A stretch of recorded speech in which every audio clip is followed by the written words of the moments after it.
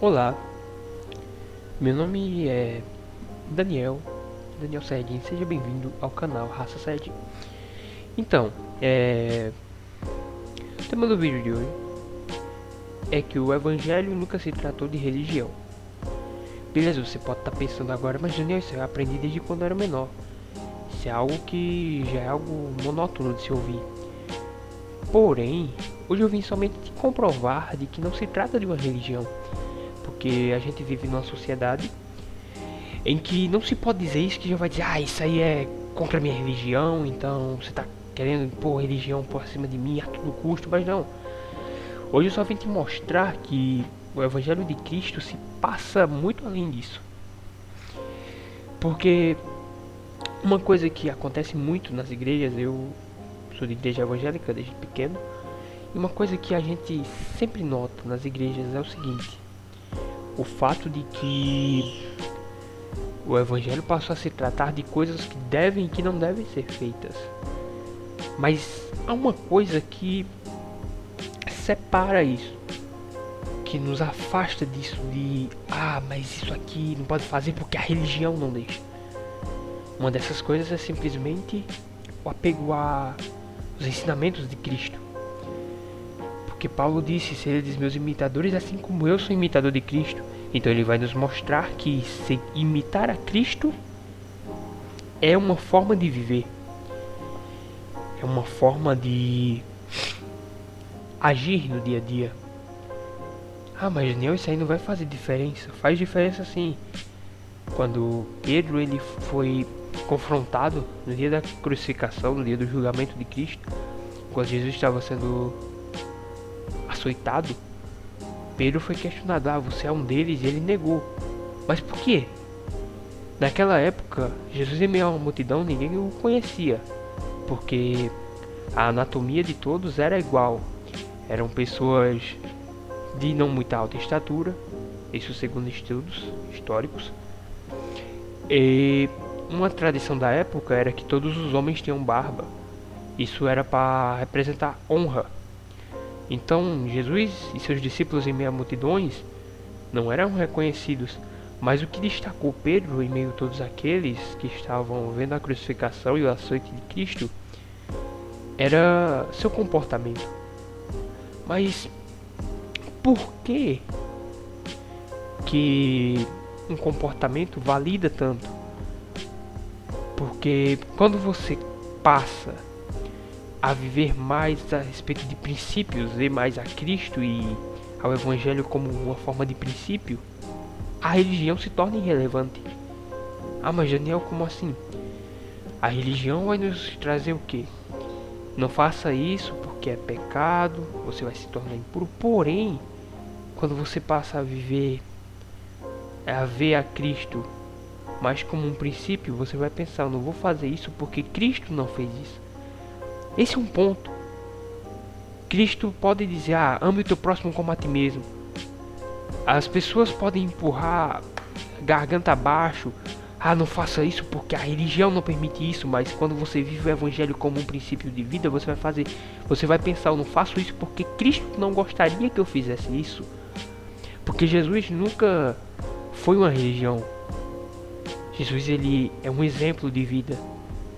E uma coisa que eu gosto de deixar bem explícito, e que eu gosto de repetir isso muito, eu já repeti muito em roda de amigos, já repeti isso muito em alguns debates, é que Cristo ele viveu de tudo para que ele pudesse tratar de todos os assuntos. Como assim? Há pessoas que falam: mas Daniel, como é que você vem me falar que Cristo ele quer me salvar, digamos, sei lá, da solidão? Mas o próprio Cristo ele foi abandonado pelo próprio Pai. Tanto é que quando ele foi crucificado, ele esteve só. Ele mesmo olhou para o céu e falou: Pai, por que me abandonaste? Por quê? Porque ele estava só. Mas é uma coisa de muito interessante: ele estava só porque os nossos pecados estavam nele. Minha mãe ela costuma falar que naquele momento Deus olhou para Cristo e não viu mais ele. Ele viu apenas pecado. E o pecado nos afasta de Deus. pecado afasta os olhos de Deus de nós, a presença de Deus de nós. Então Jesus se tornou impuro para que hoje a gente pudesse ter o acesso à salvação. A salvação é algo que foi validado por Jesus Cristo. Isso tudo porque Ele resolveu carregar os nossos pecados. Pecados tais que fez o próprio Pai o abandonar. Então se você vive em solidão, não se preocupe, Jesus também já passou por isso. Ah, mas Daniel, eu vivo em crise de ansiedade. Tu quer conhecer a ansiedade maior do que você conhecer o dia da sua própria morte e como ela vai ser? Meu amigo, Jesus ele passou por um momento de ansiedade tão grande, a adrenalina no seu corpo foi tão grande que ele chegou a suar sangue. Você pode dizer, Daniel, mas isso aí é mentira, coisa que está escrita em livros históricos. Não, isso é cientificamente comprovado.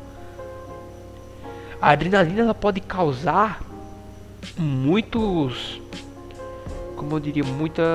alterações no nosso corpo, usaremos essa palavra.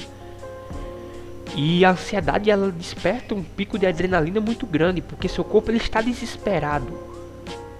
E Jesus ele sabia a forma que ele morria, então há desespero maior do que você saber que daqui a, sei lá, 1 dia, 2 dias, 3 dias você vai morrer. Então Jesus ele passou por ansiedade muito grande, ele chorou. E no momento em que ele estava desesperado, ele levou os seus discípulos para estar com ele nesse momento e ainda assim eles conseguiram dormir. Sendo que Jesus os levou eles para que eles pudessem estar com ele naquele momento de aflição. Então não adianta o que você passou. Jesus ele passou porque ele quer saber como você se sente. E tem gente que pode dizer, mas Jesus não se importa com você, isso é tudo mentira, isso é tudo falácia, isso é tudo coisa da religião. Mas enquanto muita gente diz que isso é simplesmente da religião, o princípio de vida Cristo, ele vai nos trazer uma coisa. Ele desceu de seu próprio trono para carregar uma cruz.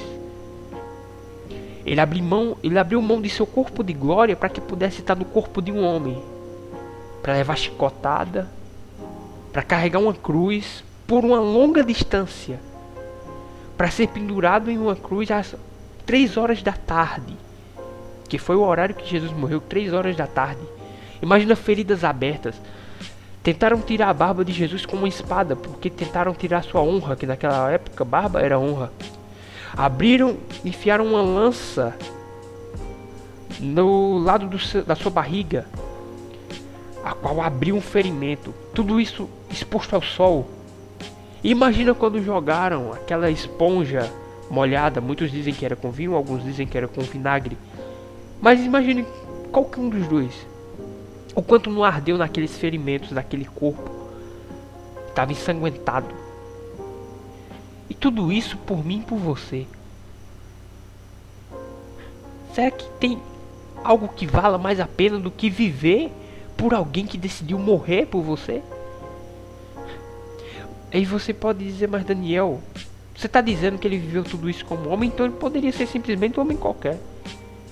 Mas há uma coisa em Jesus que difere ele de todos os outros homens, que transforma alguém que foi tão comum em alguém comum. Um homem que viveu de forma pacífica, um homem que escolheu pregar a paz ao invés da guerra, e um homem que resolveu morrer para que a gente tivesse vida. Um homem que entregou seu sangue para que pudesse lavar as nossas vestes. Uma coisa que o difere é que, assim como eu disse, ele viveu tudo isso, mas o que o difere de todos os homens é que ele, 3 dias depois, ele ressuscitou. E sabe o que é que eu quero te dizer com toda essa mensagem? A religião muitas vezes vai te dizer que você vai te causar o medo do inferno. Mas hoje eu quero te despertar um amor pelo céu. Tem uma teoria de que as pessoas que morreram em Cristo até hoje não estão no céu ainda. Estão em um local que é denominado por alguns por Seio de Abraão, que é um local de descanso, antes de entrar ao céu. E nesse local de descanso, creio eu que eles estão ao lado do Pai. Eles estão pertinho de Cristo. Eu não estou dizendo para você sair da igreja e viver, sei lá, querer viver a ideologia de Cristo longe da igreja, não, porque congregar é muito importante. Há momentos em que você está fraco na fé, mas está com seus irmãos, isso vai te salvar bastante. Isso eu digo por experiência própria. Quantas batalhas eu já não tive na minha vida espiritual e eu precisei estar com meus irmãos para batalharmos juntos. Porque congregar é importante. Tem dias que você está triste e quando você chega, aquele lugar acolhedor, ele lhe envolve. Isso é incrível, uma coisa que só a casa de Deus tem esse poder. Mas o que eu quero dizer é que, diferente do que você foi ensinado desde pequeno a ter medo do diabo, medo do céu, tem amor por Cristo e amor pelo céu, anseio pelo céu. Isso é algo que vai mudar completamente o teu ponto de vista. Isso é algo que vai mudar completamente a tua vida, tuas atitudes. Não há motivação maior do que você viver por Cristo. Há um versículo em que Jesus disse: no mundo tereis aflições, mas tende bom ânimo, porque eu venci. E tem gente que diz: isso aí é por causa que Jesus quis dizer que ele venceu e a gente também vai vencer. Mas uma coisa que eu gosto de frisar é de que se ele venceu, isso é motivo para nos alegrarmos. Porque nem sempre a gente vai vencer. Mas suportar as tentações é necessário. Suportar as diversidades é necessário. Muito necessário. Mas mesmo que a gente não vença todas as vezes, como é muito dito por alguns, Jesus venceu e isso é motivo para a gente se alegrar. O céu já é acessível a nós. Hoje nós temos completo acesso ao Pai. Isso é motivo para a gente se alegrar. Isso é motivo de festa, eu diria. Isso é motivo para você levantar todos os dias e mesmo sem motivação, você ir trabalhar. Isso é motivo para você levantar em um dia doente e dizer: nossa, hoje é um dia lindo, hoje é um dia feliz, porque Cristo venceu. Isso é motivo suficiente. Você não precisa. Estamos falando de necessidades. Vontade de ser rico você pode ter, mas você não necessita de dinheiro, você não necessita de riquezas para ser feliz. Saber que Cristo venceu por nós e venceu por Ele como Deus em corpo humano, isso é motivo para a gente se alegrar. E é só esse o ponto de vista que eu quero trazer para você hoje. E antes de qualquer coisa eu quero dizer que Jesus te ama e que Ele viveu, nasceu, cresceu e morreu por você. Então, essa foi a minha mensagem de hoje. Para quem estiver ouvindo, espero que eu tenha te ajudado.